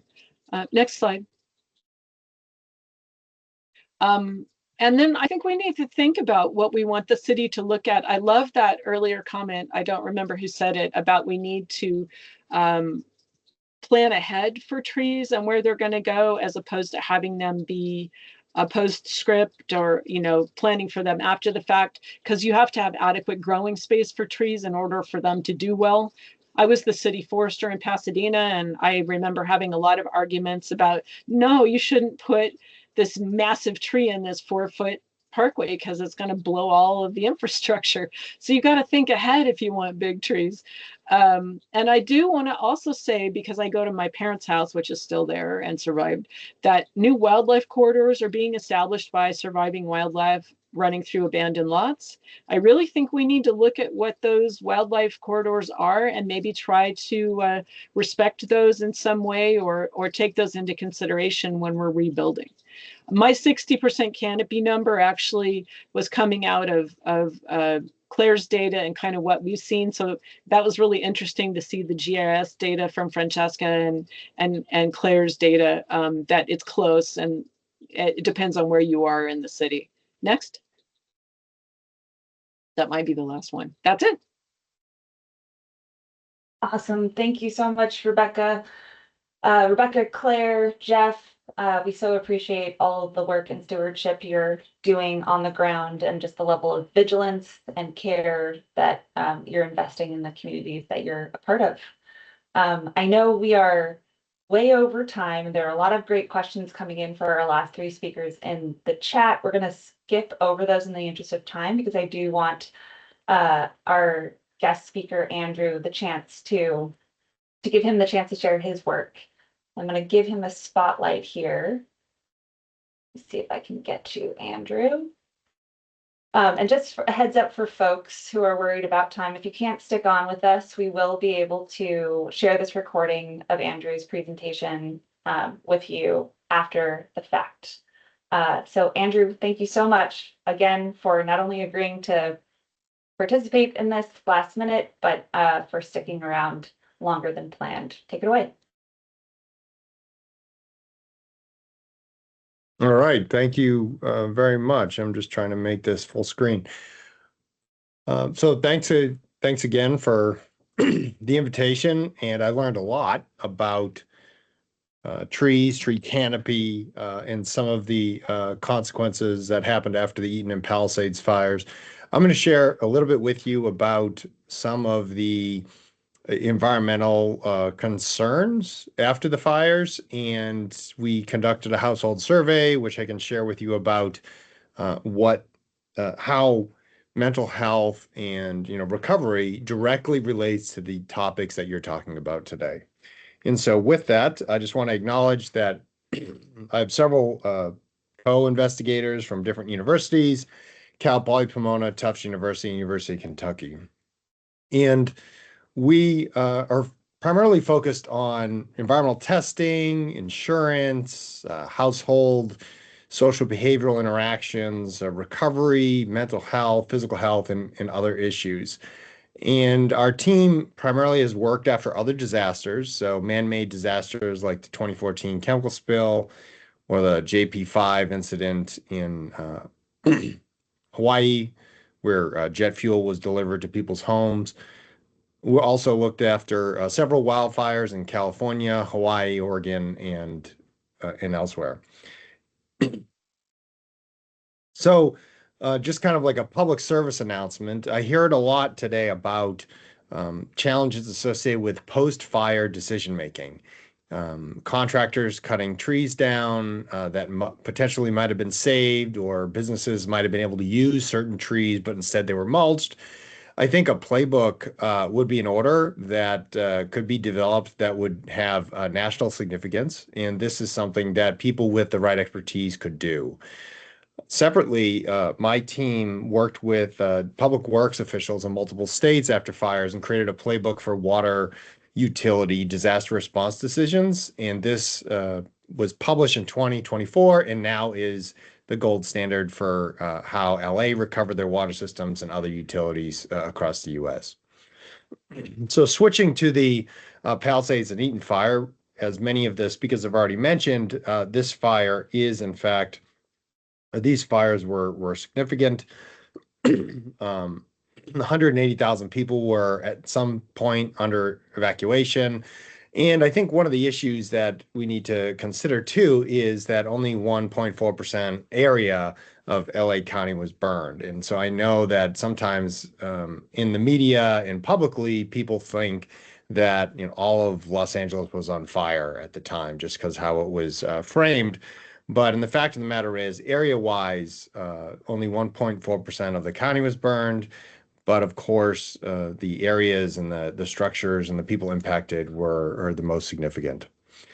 One of the really important aspects of what LA County did after the fire was that they issued basically a public safety warning that said because fires destroy structures like vehicles or buildings, they may release asbestos or heavy metals like lead or particulates from the fire, and those can pose a health risk. And so LA County issued a warning that says basically within 250 yards of a burned structure or parcel, that there could be these health risks there. And that was important from a public safety perspective. Now, as we all know, because we've been talking about it, there can be damage to vegetation, to trees, to structures, but also to soil and gardens. And contamination can find its way inside buildings. And so this is a situation that's really complex, whether it be residential buildings or commercial buildings or even firehouses. This poses an occupational safety risk, environmental risk, and many people just want to figure out the shortest, way between 2 points, where we are after the fire and how do I get back to my normal life where I don't have to worry about health risks. And so there are evidence-based ways to do that. And I'll share with you a little bit about that. But ultimately, for those of you that were affected by these fires or other fires before, I can't imagine just the scale of questions that you are having to deal with. Is the daycare or school safe? Where are my children going to school? Where do I get emergency drinking water? What do I do with my personal items or ones that were hand-me-downs from 2 generations? What do I do? Are they safe or not? One of the issues that we found talking with households and businesses after this fire and others is there's a lot of concern about soil safety, gardens and fruit trees, and in really that recovery of their property. So in response to the Eaton and Palisades fire, we were called by community groups and asked to come out February 3rd to the 14th. And so this was after the fires had been put out, and we went to individual properties to inspect the areas, both in the Palisades and the Eaton fire areas. And as you would expect, there was damage and the like. We did find that a lot of people were collecting dust, ash, and soot inside their homes and putting it into baggies themselves because they were trying to make sense of the evidence of what happened to their property.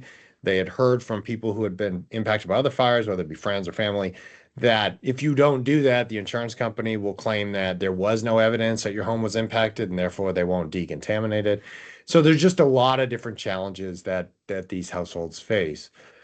And of course, environmental safety, the water was contaminated in certain places. The pipes buried beneath the streets were contaminated, which is a symptom of a wildfire, a consequence of wildfire. And then there were all sorts of other things that burn, like plastic waste bins and other things the like. We did visit some of the properties and we saw, solar panels and their infrastructure burned up, contaminated pools, as well as the discharge of this contaminated water from some of these pools into the public right of way and into the stormwater system. When we started talking with homeowners about their challenges and questions about environmental safety, we found that many of them were concerned. There was a lot of media attention about bad stuff gets in your home and you can get sick from it for years if you don't do anything. But it turns out that many of the insurance companies and the consultants don't agree upon what you should do when you find contamination. And so if you find lead in your house at very high levels, some insurance companies and consultants tell you that you should clean it yourself. And others say explicitly, no, this triggers what's called lead abatement, which is a regulatory definition of how you explicitly remove lead from your house, and you need to do with certified abatement professionals and trained contractors and the like. So there's just a lot of differences in how people interpret information after these fires, and this added confusion and some concern. We also talked to a lot of people about fruit and garden safety, and many people had indicated that they bought the homes with the fruit trees on it, and now either the fruit trees were burned or there was ash and soot deposited around the fruit trees, and they were concerned that it might irreparably damage the trees. There were also a lot of electric vehicles in the area, and there was a couple of media reports about how toxic the electric vehicle smoke and materials are and the pollutants. And so there was a lot of concern about that. So, in trying to help the community better understand what they were facing when it came for soil contamination, the gold standard has been there's a wildfire impacted property, and if a structure is destroyed, then physical removal of that material or debris removal occurs, is transported offsite. And then you always test the soil to determine that the contractor did what they said they were going to do, remove the hazards. And for the most part, that's successful. But as you see here for different fires on the left, after the first soil sampling, the first debris removal for a property, uh, anywhere between 16 to 32% of the properties fail, which means that there's still contamination on that property and debris removal has to be done again. And so different metals generally are the ones that are present on these properties that cause exceedances.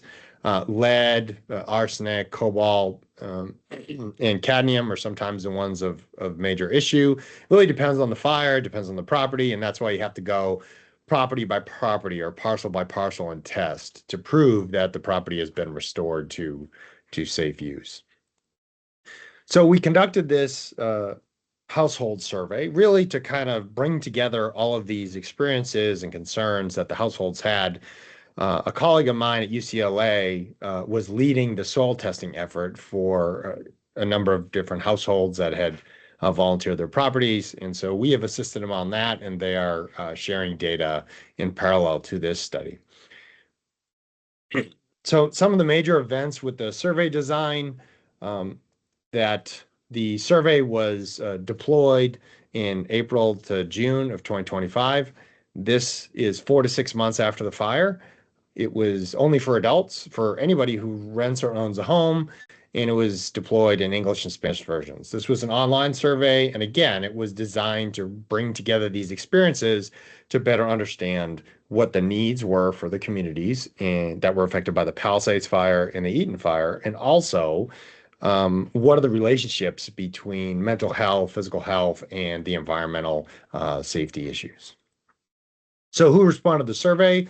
We got about 1,200 responses that were verified, about 40% from the Palisades fire and 60% from the Eaton fire. The majority of people responding for their household were female, and that's not unusual. Females generally over-respond to these types of surveys after disasters. And what I mean by over-respond is they're overrepresented. They may respond on behalf of the household. We did see some similar demographic information for these two communities. What's interesting is the Palisades fire, the Eaton's fire area basically had the same type of educational levels for individuals that were responding to this survey.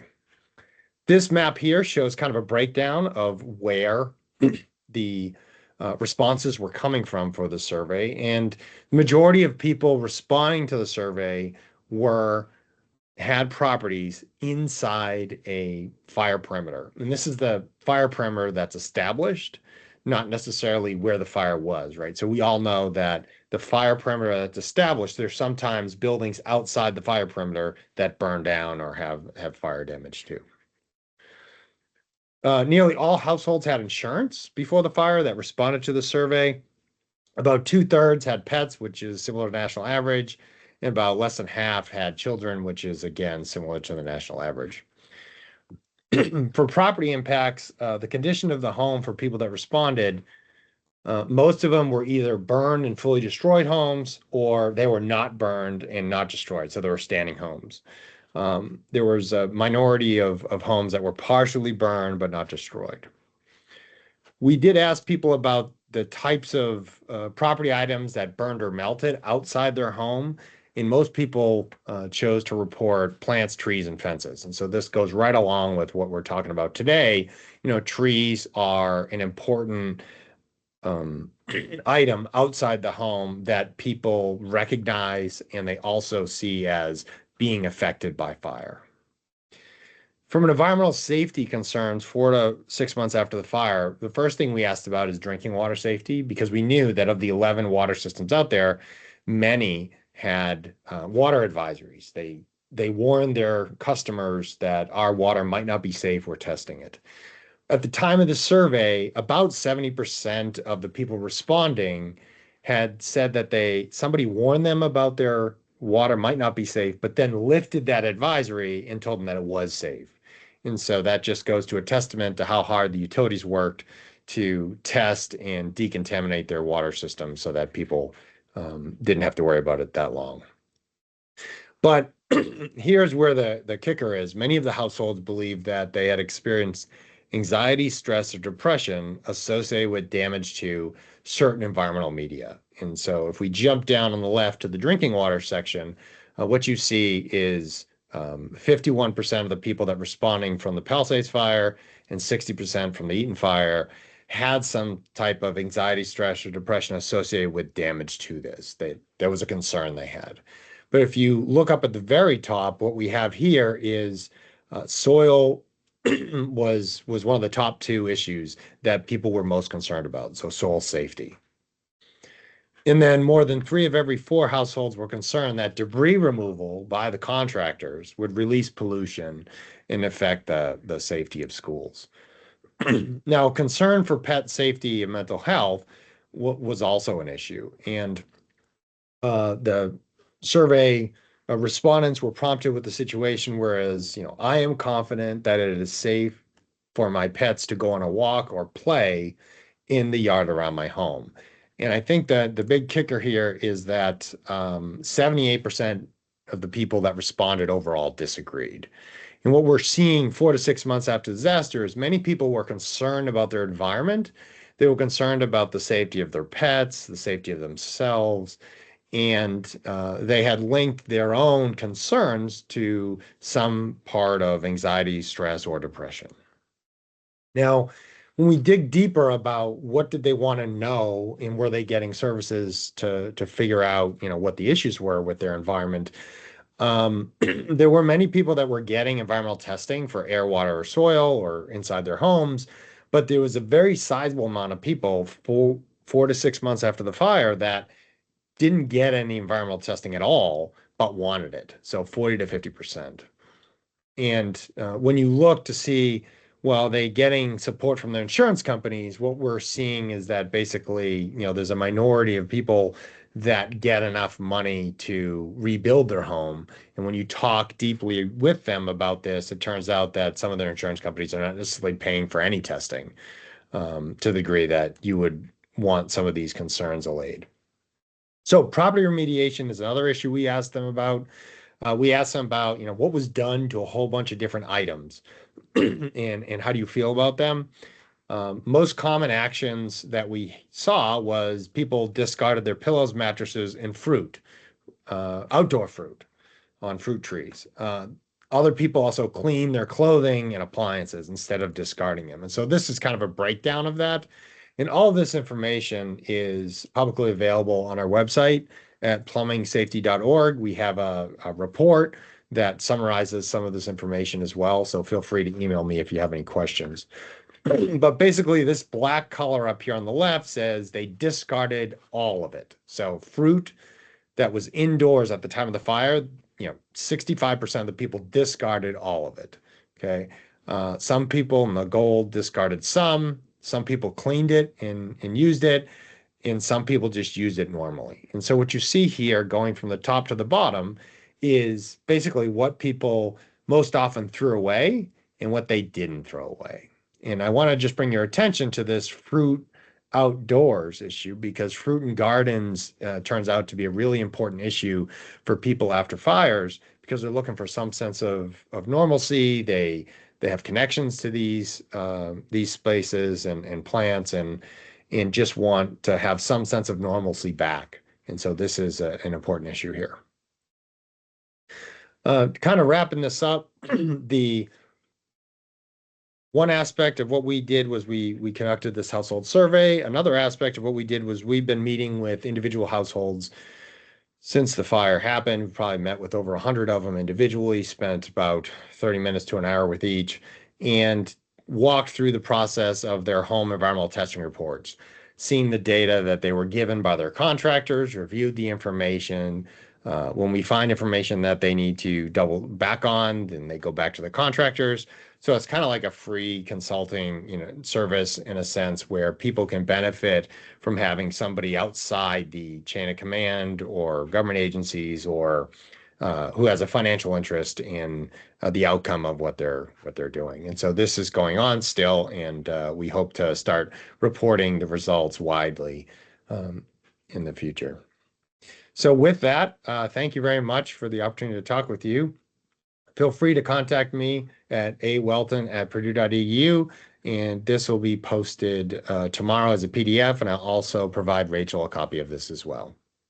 Andrew, thank you so much, especially for sticking around so much longer than planned and for, sharing those results of the community surveys. I think our hope and main takeaway for today is just keeping our fingers on the pulse of community grassroots movement and folks who are directly impacted by these fires is of utmost importance. And you really helped wrap, I think you ended us on such good points relating to that theme and that need. And we thank you for your work.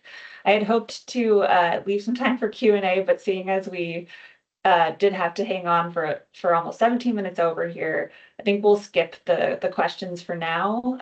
And if I see questions come in for you, Andrew, I'll shoot those to you via email, and perhaps we can post those on our website, your responses, if that works out. But I was very pleased to see that over 100 folks still stuck around. So thank you so much, Andrew. Really appreciate your work. All right, to wrap us up, I know there are still a few folks here. Let's stop spotlighting Andrew for a second.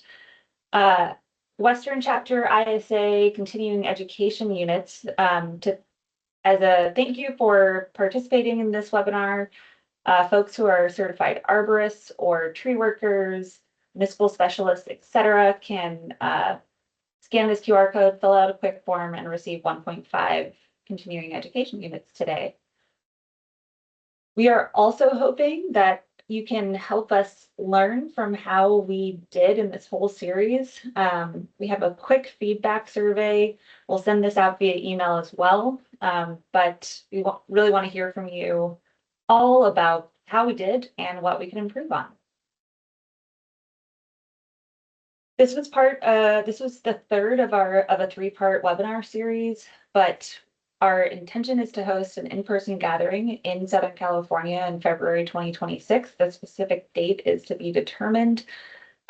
We are hoping that this will be a tour of fire resilient home landscaping, among other things, but wanting to bring some intentionality and build community by bringing people together in person. So if you're interested, on the Council for Watershed Health website, you can sign up and we will make sure to keep you posted on the details of this in-person gathering in 2026. Drew mentioned to me that there are lots of other folks in this space, and he wanted us to promote this upcoming event just in 3 days now by Studio Petrichor, From Burn to Bloom, a micro symposium on fire, land, and whole system design, reimagining a resilient landscape. So check out Studio Petrichor's website and attend this event. There's so many awesome folks continuing the discussion beyond this webinar series. As always, we do want to highlight some of the urban forestry organizations working on post-fire recovery efforts on the ground in Southern California. You heard from Rebecca and Claire today, but there are many others, and I'm sure some that are missing that are not on this list, and we hope you sign up for their email listservs, stay in touch with them, attend their in-person events, because they have their fingers on the pulse of what's happening and what's needed. We did mention this at the head of the webinar, but on our main Council for Watershed Health website devoted to this webinar series, we will post the recordings of all 3 of our webinars, and all of the resources that our expert speakers shared today will also be posted here. We hope this is a kind of a resource landing page that lives on beyond this webinar series that you all can utilize to keep yourselves informed and reach best management practices, tools, etc. And with that, for the 78 of you who have stuck around 21 minutes over the planned webinar time, we just want to say thank you. This has been a huge undertaking and effort, and with a whole host of partners. And just thank you so much for attending this series, and we hope to see you in person in early 2026. Thanks, everyone.